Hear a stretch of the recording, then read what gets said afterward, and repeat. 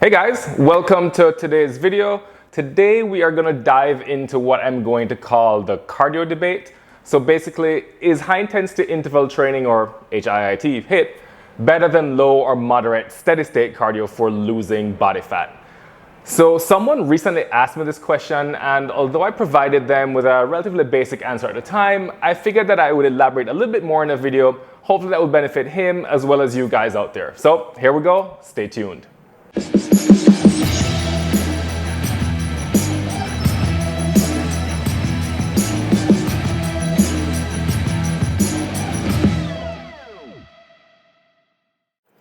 Okay, so if we want to lose body fat, it means what we're saying is we want to use our stored fat for energy and basically burn the fat. So before we do that, here's a quick trip through the energy sources that our body uses for energy for any activity. For the first 10 or so seconds, we use what's called creatine phosphate for energy. And we have very low stores of this in our muscles, so it's all gone pretty quickly. It's an extremely fast mechanism for generating energy, but then again, most activities last longer than 10 seconds. So we need to switch gears. For the next about 2 minutes, we use mostly carbohydrate stores in our muscle in the form of glycogen in a way that doesn't require oxygen, so it's what's called anaerobic. It's also a relatively fast mechanism for generating energy, but then if we're going to need more energy beyond those 2 minutes, glycolysis or generating energy from carbohydrates can't quite keep up, and so we start to use fats in a way that requires oxygen and is therefore aerobic. This aerobic metabolism of fatty acids is the slowest of the three mechanisms, and so our aerobic fitness, or our ability to use oxygen to burn fat, is going to limit how intense we can perform various activities. The aerobic use of fat for energy then occurs at low and moderate paces, so not at sprint pace, which is mostly carbohydrate and glycolysis driven. But based on that, maybe you're going to now assume that cardio that is low or moderate intensity is a perfect way to lose fat, since that's the main fuel source. Reasonable assumption. But of course, you've probably heard over the past few years that HIIT training increases your metabolism after you're done with your workout, whereas low intensity activity doesn't really produce the same effect. And sure, that's true. When you're performing high intensity exercise, you're building up what's loosely called an oxygen debt, and you continue to breathe heavily for a period of time after your workout has ended. And that's known as the immediate post-exercise oxygen consumption, or EPOC window. But that increased metabolic rate following high intensity training can actually last for hours. Okay, so now you're thinking that, yep, HIIT is a magic bullet. You're gonna get in, you're gonna do a short HIIT session, you're gonna trash yourself, then you're gonna go rest, recover, and just burn some fat while you're watching TV. Well, here's the thing. Even though you might be burning more calories after a HIIT session versus a low intensity cardio session, that difference is usually pretty small.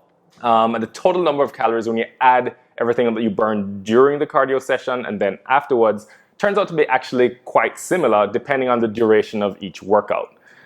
Studies have even been done that directly compare HIIT to LISS and have shown that there's really no difference in the overall reduction in body fat in the participants between the two groups.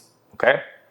Well, now you're thinking it just doesn't matter what style of cardio you're gonna do and you'll get the same benefit.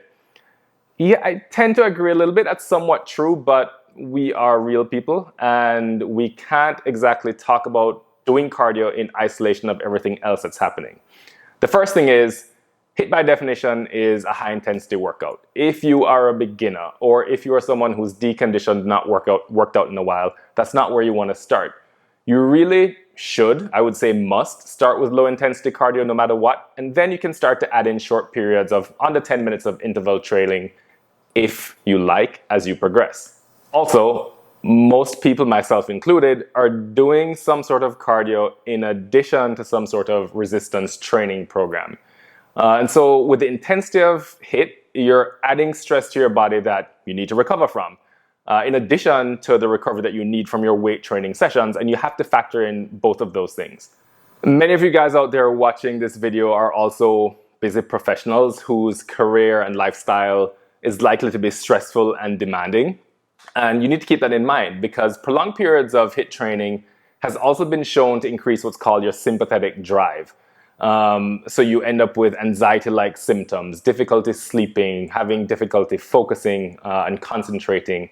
And it overall will increase the likelihood of overreaching and the potential for overtraining. Low intensity cardio, on the other hand, is not a stressor. You recover pretty quickly. And so combining that with hypertrophy focused weight training is actually an excellent approach. Now, for sure, HIIT workouts are faster than LISS for burning the same number of calories overall. So they provide an avenue when you don't have much time to train or if you are easily bored by cardio in the same way that I am. Now, here's some good news. For all you guys out there working on building and or maintaining muscle mass, there's also some research that suggests that HIIT produces, transient acute increase in growth hormone levels, with the assumption then that this increase helps to provide a pro-anabolic environment to help you to spare and or build muscle, particularly when you're in a caloric deficit and dieting down. There's definitely debate about whether HIIT or LISS provide greater cardiovascular benefits, but it is pretty clear that you improve your aerobic fitness from low-intensity cardio. And that results in noticeable improvements in your daily life, like lowering your resting heart rate or improving blood flow, your digestion, helps with overall parasympathetic tone or feelings of relaxation and your ability to focus. Good. So now you are definitely 100% positively confused about what the hell to do. And that's because, number one, we tend to be provided information on the latest and the greatest trend in a very all or nothing, black and white way. And then we get used to that mode of thinking. And number two, it's easier for us to think about just adding some cardio than it is to, really focus on getting on board with modifying our nutrition or lifestyle, which is quite comfortable for us. Here's the bottom line based on the science. LISS cardio is as effective at overall total calorie burn as high-intensity interval training, but the HIIT is going to be more time efficient. Both forms of cardio have cardioprotective benefits that pretty much everybody should try to obtain. And I'll reinforce again that if you are a beginner or if you are deconditioned, you should definitely start with low-intensity training and then slowly add in intensity intervals. Recognize again that HIIT is a significant stressor and you should limit high-intensity interval training to 1 or 2 sessions per week, particularly if you're doing heavyweight training as well or if you're in a caloric deficit. Now, recognize that as a part of this, HIIT can push you toward what's called a heightened sympathetic state, which is going to impact many areas of your life, and importantly, it has a negative impact on building muscle, which could then outweigh any potential benefit of the acute elevation in growth hormone levels that's been seen with HIIT. LISS cardio, on the other hand, has the opposite effect of being relaxing and calming, and of course improves your aerobic fitness, and that's going to translate into greater ease of your daily activities, which is a huge plus for most people. Now, I haven't mentioned this, but HIIT is going to be helpful for improving power and agility in anyone doing fast-paced athletics. All right, so I know you've been waiting for me to tell you exactly what you should do. Well, this is the number one thing that I tell all my clients. Number one, I vastly prefer modifying nutrition and overall caloric intake to using cardio for fat loss. I'll say it again. Get yourself into a caloric deficit before you do absolutely anything else if you want to lose body fat. That right there is going to be 90% of the battle. Everything else is going to be additive. Of course, you should do cardio for the physical and mental health benefits. Everybody should. If you are a beginner, again, focus on low intensity. If you're intermediate or an advanced trainee, you can go ahead, add HIIT into your training regimen, but factor it in when you consider your overall training approaches and allow for adequate recovery. Limit the number of HIIT sessions that you perform per week. And if that's more than one session, which lasts for more than 20 minutes, then try to periodize those workouts and limit that time period to 2 to 3 months and then go back to low intensity cardio.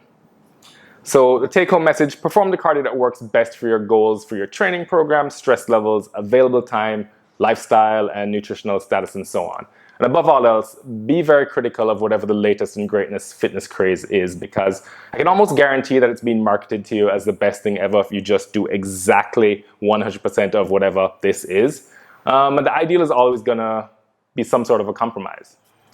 And that's it for today's video, guys. Please give the video a thumbs up if you found it to be beneficial. I know that I've probably touched a nerve or two with the video since everybody continues to be on the HIIT and Tabata craze, so feel free to leave comments and questions about that below. I'll definitely get back to you as soon as I can. Of course, if there are other topics that you would like to see me cover, then definitely let me know in a comment. These past 2 videos are direct responses to subscriber questions, and I'd be happy to provide a response to a question that you might have as well.